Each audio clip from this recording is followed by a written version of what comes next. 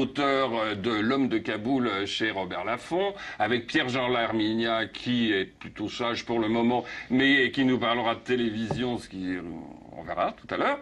Et on va parler dans un instant avec le juge Marc Trévidic au téléphone. Le juge Marc Trévidic qui publie chez Lattès Au cœur de l'antiterrorisme. Alors c'est pas un roman, pas du tout. C'est un livre, un témoignage sur son métier. Le juge Trévidic est celui qui est en charge d'un certain nombre de dossiers très importants, en particulier celui de l'attentat de Karachi et de l'assassinat des moines de Tibérine. Marc Trévidic, bonsoir. Bonsoir. Merci d'être avec nous par téléphone. Vous êtes, est-ce qu'on peut dire que vous êtes le successeur de l'amiral, du juge Bruguière? Oh, le terme n'est pas trop approprié, parce que je pense pas qu'on le remplace si facilement que cela. Je dirais que simplement j'ai récupéré beaucoup de ces dossiers. Voilà, au pôle antiterroriste au Palais de Justice à Paris, où vous êtes en ce moment, vous vous occupez vous êtes le spécialiste du terrorisme islamiste. J'ai à côté de moi Cédric Banel qui publie lui un roman qui s'appelle L'homme de Kaboul. Dans votre livre, à la fin, vous dites il est urgent de redonner un sens à notre action en Afghanistan. Vous qui êtes un spécialiste du terrorisme, vous pensez que l'Afghanistan est toujours le creuset d'Al-Qaïda, par exemple? L'Afghanistan et le Pakistan, toute la zone est une zone très dangereuse. C'est tout de même là que Al-Qaïda a puisé sa force et il ne faudrait pas que ça recommence si on part un peu trop vite ou dans de mauvaises conditions. Dans cette zone grise entre le Pakistan et l'Afghanistan, on a beaucoup dit que Ben Laden était réfugié là-bas. Vous avez des informations là-dessus? Ah non, je n'ai pas d'informations, mais c'est très probable qu'il soit dans cette zone tribale entre l'Afghanistan et le Pakistan. C'est l'endroit où il serait le mieux protégé, à mon avis.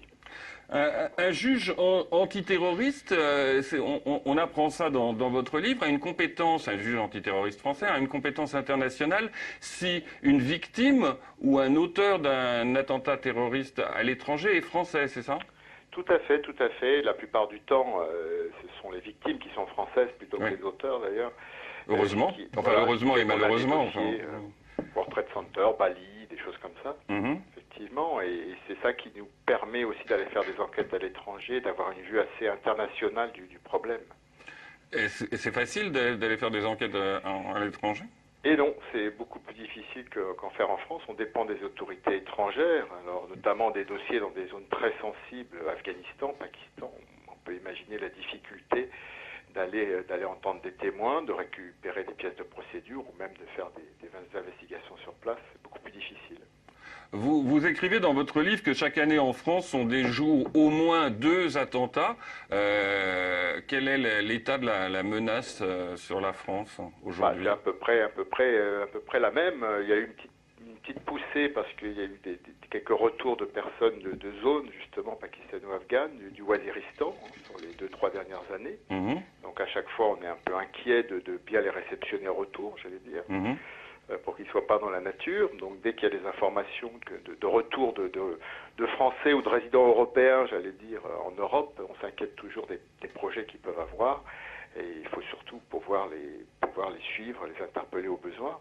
Donc c'est à peu près ça la principale menace, avec toujours le problème de l'AQMI.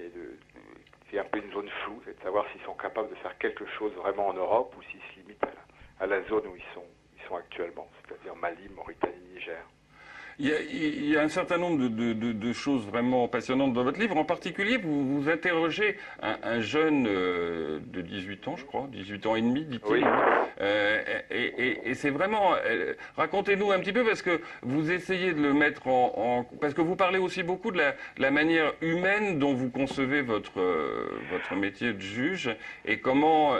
Et puis, ça, c'est une chose. Et puis, ce jeune homme s'est converti à l'islamisme radical, mais un peu sur un coup de tête. Enfin, il est représentatif d'un certain nombre de jeunes qui... Tout à fait. Il est représentatif d'environ une dizaine de jeunes que j'ai pu voir à l'époque ce qu'on appelle les filières irakiennes. Ouais.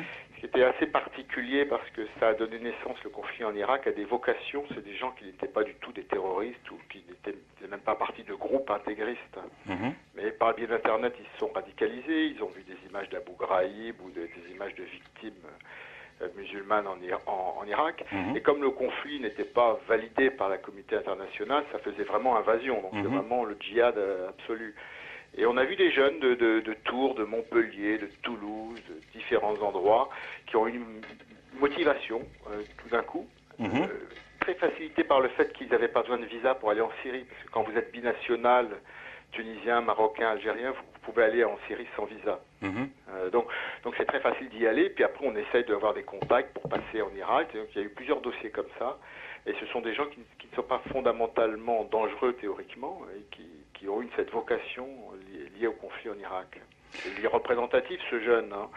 Simplement, ils ne savent pas ce qu'ils attendent sur place du tout. Ça peut très très mal tourner pour eux, très clairement. Très bien. Vous écrivez j'ai commis le péché capital dans la magistrature, le péché de la médiatisation, considéré comme un péché d'orgueil, bien plus grave que l'incompétence, le mensonge ou la paresse. Ça, c'est en prenant les fonctions de président de l'AFMI, l'Association française des magistrats instructeurs? Oui, ça a été effectivement, alors que j'étais dans un domaine qui est censé être assez secret, encore plus que les autres. Quand j'ai accepté de prendre cette présidence, c'était parce qu'il y avait le feu au lac. On voulait supprimer le juge d'instruction. Oui, parce que vous, en fait, la médiatisation, elle vient aussi du fait que vous vous opposez frontalement au projet de Nicolas Sarkozy de supprimer le juge d'instruction. D'ailleurs, vous dites que le juge d'instruction, c'est un emmerdeur et vous revendiquez d'être un emmerdeur. C'est-à-dire qu'en fait, la seule façon qu'on avait de réagir à ce moment-là, c'est d'utiliser aussi les médias pour nous exprimer. On ne peut pas constamment se faire taper dessus et voir des projets qui sont, à mon sens, dangereux pour la justice sans réagir. Donc il fallait bien que quelqu'un monte au charbon. Et comme j'avais des affaires assez médiatiques, c'est vrai que j'ai un peu joué sur les deux tableaux pour faire passer le message. Oui, puis comme vous êtes breton, ça vous impressionne pas? Non, mais voilà, exactement. Je suis assez têtu et je crois que j'ai montré sur les 2 ans, sur ce domaine-là en tout cas. Je voulais aussi terminer, monsieur le juge, sur un aspect qui doit être assez lourd. Enfin, vous en parlez un petit peu dans votre livre. C'est la protection à laquelle vous êtes soumis. Vous avez 2 gardes du corps en permanence, voiture blindée. Vous écrivez, j'ai un hélicoptère qui tourne jour et nuit au-dessus de chez moi. Ça, c'est pas vrai, l'hélicoptère. Voilà, non, mais bon, j'ai grossi le trait exprès sur l'hélicoptère. Oui, ça faisait beaucoup. Mais bon, c'était un peu un clin d'œil. Mais par exemple, moi, on m'a expliqué quand j'ai voulu vous inviter sur ce plateau que bon, voilà, pour des raisons de sécurité, c'est pas possible de vous déplacer. C'est toujours assez lourd, donc c'est vrai que bon, ça dépend un peu des circonstances, mais quand je peux éviter, comme aujourd'hui en faisant par téléphone, ça évite un déplacement un peu lourd, quoi, tout simplement. D'accord. Je ne me déplace jamais tout seul, donc bien sûr c'est toujours faisable, c'est toujours envisageable, mais c'est vrai que j'essaie d'éviter un peu. Étant donné votre médiatisation et le fait que vous ne vous êtes pas fait que des amis en haut de l'échelle juridictionnelle et politique, dans un portrait, le juge qui dérange les puissants de Ouest France la semaine dernière, le journaliste disait à la fin que votre livre avait selon lui les accents d'un testament. C'est votre avis ? Non, pas tout à fait. C'est-à-dire que quand j'ai commencé à l'écrire, j'avais un peu ça en tête, en me disant je vais faire le point, je vais dire ce que je sais faire, et puis je vais peut-être tirer ma révérence. Mais ça, c'est au moment où j'ai commencé à l'écrire. Et en fait, en l'écrivant, je me suis rendu compte que non seulement c'était toujours aussi passionnant, que ça me passionnait toujours autant la matière, mais même le fait de lutter pour qu'il y ait une justice qui fonctionne bien. Donc je suis un peu revenu, mais vous savez, vous avez des moments un peu de déprime dans tous les boulots, donc je ne suis pas à l'abri de ça non plus. Donc j'espère rester encore un petit peu. On espère aussi. Merci, monsieur le juge, de nous avoir consacré quelques minutes de votre temps. Merci. Merci. Au revoir. Voilà.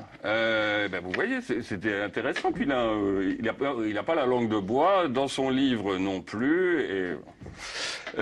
Cédric Banel, écrivain, 4 romans et, je le disais au début, un profil quand même assez atypique. Vous avez 46 ans, vous ne le faites pas vraiment. Vous êtes énarque, vous avez travaillé au ministère des Finances, à la direction financière de Renault. Vous avez fondé le site caradisiaque.com en 2000, qui est un site important que vous avez revendu, je crois, depuis. Vous êtes cofondateur avec Philippe Léoni, qui a créé, lui, le boncoin.fr, et Alain Madelin du fonds d'investissement La Tour Capital. Vous êtes l'actionnaire principal et le président de Canal Blog, qui est la première plateforme indépendante française de blog. Et vous trouvez encore le temps d'écrire des romans ? C'est difficile en fait. Donc ce livre, je l'ai écrit justement après avoir quitté mon dernier job et avant de monter La Tour Capital et de racheter Canal Blog. J'avais un peu de temps. Et donc c'est formidable. Il avait un peu de temps. Alors il a écrit un roman de 400 pages. Et là, en ce moment, par exemple, je voudrais bien en écrire un 5e et j'ai un peu de mal à mettre dedans. Donc c'est pas toujours évident. Tout votre travail en tant qu'homme d'affaires tourne autour de l'Internet. Oui, je me considère pas comme un homme d'affaires parce que j'aime pas les hommes d'affaires, j'aime pas le mot affaires, ça fait affairiste. Moi, je suis un entrepreneur de l'Internet et l'objectif de La Tour, c'est d'aider des jeunes pousses, des entreprises dynamiques à grossir plus vite en leur aidant, en leur donnant non seulement du fric qui n'est pas le nôtre, mais celui de gens qui nous le donnent à gérer, mais aussi un soutien opérationnel. Parce qu'on a fait 2 des plus beaux sites français, Le Bon Coin et Caradisiaque, et donc on peut aider des jeunes entrepreneurs à se développer. Donc vraiment, je ne suis pas et je ne serai jamais un homme d'affaires, c'est vraiment l'entrepreneuriat et surtout dans l'Internet. C'est du capital risque, c'est ça? Oui, c'est du capital risque. Et Canal Blog, expliquez-moi un peu. C'est une plateforme formidable qui a été fondée par 2 geeks, comme on dit, c'est-à-dire des jeunes, des garçons formidables qui ont fait ça dans leur cave, qui ont monté tout seuls une plateforme énorme. Et aujourd'hui, on essaye de les aider à se développer en fournissant un service encore meilleur aux internautes. On a eu beaucoup de blogs en Tunisie, par exemple. On a une des principales plateformes de blogs de gens qui ont fait la révolution en Tunisie. On est très fiers de ça, c'est gratuit, les gens ne payent pas. Et je pense que l'Internet est vraiment un média qui change le monde, qui apporte aux gens une grande liberté, la possibilité de s'approprier un espace pour dire son message au monde. Et donc pour moi, c'est important de continuer à avoir un rôle très très actif dans le monde de l'Internet. Et la réussite de gens comme le fondateur de Facebook et tout ça, c'est des choses que vous regardez avec comment Avec beaucoup de respect, mais bon, c'est un autre monde. C'est-à-dire que là, on est sur des sites qui concernent le monde entier. C'est vraiment, voilà, c'est un autre type de réussite. Mais moi, j'ai beaucoup de respect pour le fondateur de Facebook. Et il y a beaucoup de gens qui disent, moi j'ai eu l'idée, mais dans l'Internet, comme souvent, ce qui compte, c'est pas l'idée, c'est l'exécution parfaite. Le web, c'est un métier d'art d'exécution. Et donc, il ne suffit pas de penser les choses, il faut les faire. Et évidemment, Zuckerberg, il a fait ça de manière extraordinaire. Et aujourd'hui, il en a en quelque sorte les fruits. Le rôle de Facebook et le rôle de Facebook dans les événements récents, dans les pays arabes. Pour la première fois, à ma connaissance, des outils comme cela, des outils récents, entrent dans l'histoire quelque part. Tout à fait. J'avais découpé un petit papier dans un journal récemment, puisque votre héros, Oussama Kandar, s'appelle Oussama. Il y a un autre Oussama qui devient très connu aussi, et pour de bonnes raisons, lui aussi. Il s'appelle Oussama El Kifli. C'est le Tché marocain. Il a 23 ans et c'est une des figures du mouvement de contestation au Maroc et l'un des initiateurs de l'appel à manifester lancé le 20 février via Facebook, comme vous le disiez, pour des réformes politiques et sociales. Et depuis, visiblement, le roi Mohamed VI, lui, a compris qu'il fallait y aller. Et donc, il a annoncé quelques réformes. Voilà. La réclame, c'est beaucoup moins moderne, mais ça rentre aussi. Ça fait rentrer des sous. Une dernière page, et puis on se retrouve. On va parler télévision, et puis on va parler d'actualité. J'ai des questions à vous poser.